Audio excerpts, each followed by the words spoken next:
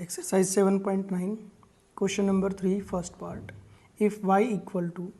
a into e raised to power mx plus b into e raised to power minus mx, then prove that second derivative of y with respect to x minus m square into y equal to 0.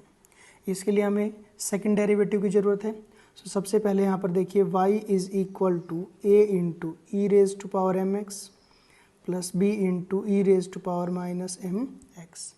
Differentiating both sides with respect to x, we get dy by dx is equal to a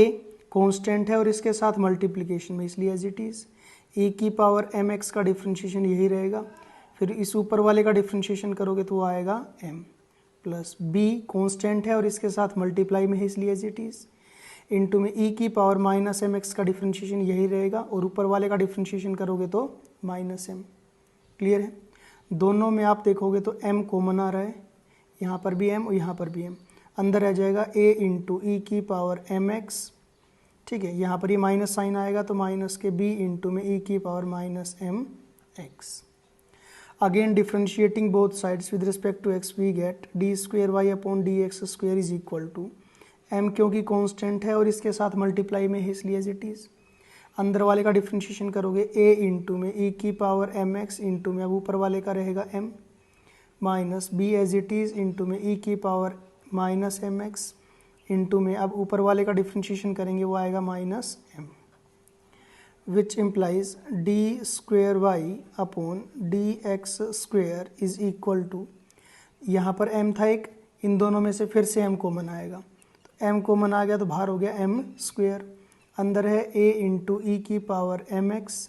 यहाँ पर minus एक minus e, total मिलके plus हो गया b into e की power minus m x,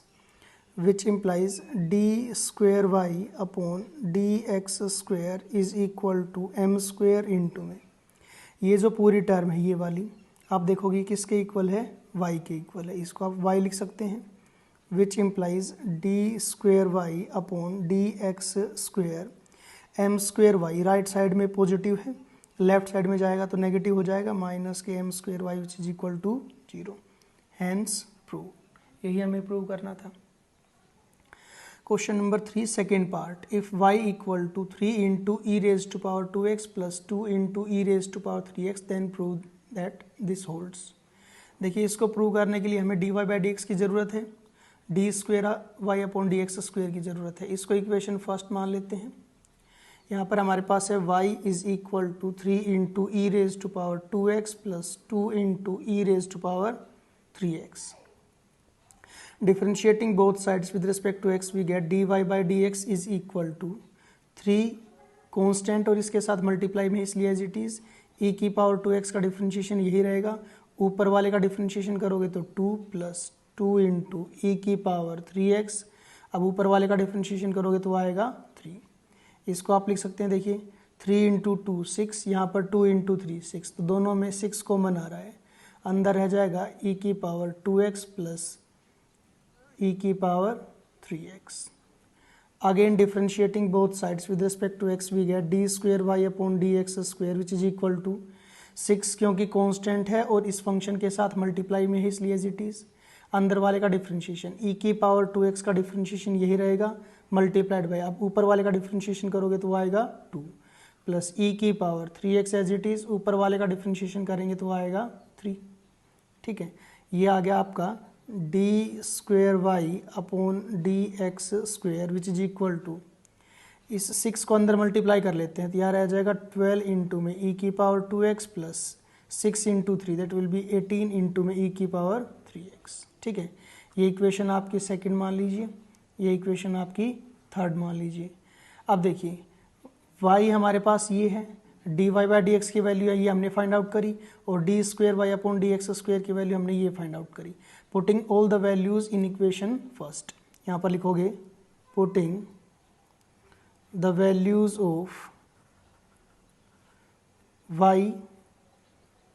y1 जिसको हम d y by d x कह रहे हैं, y2 जिसको हम d square y upon d x square कह रहे हैं, in equation first we get, करिए पुट, यहाँ पर हो गया लेफ्ट हैंड साइड में 12 into e raised to power 2x plus 18 into e raised to power 3x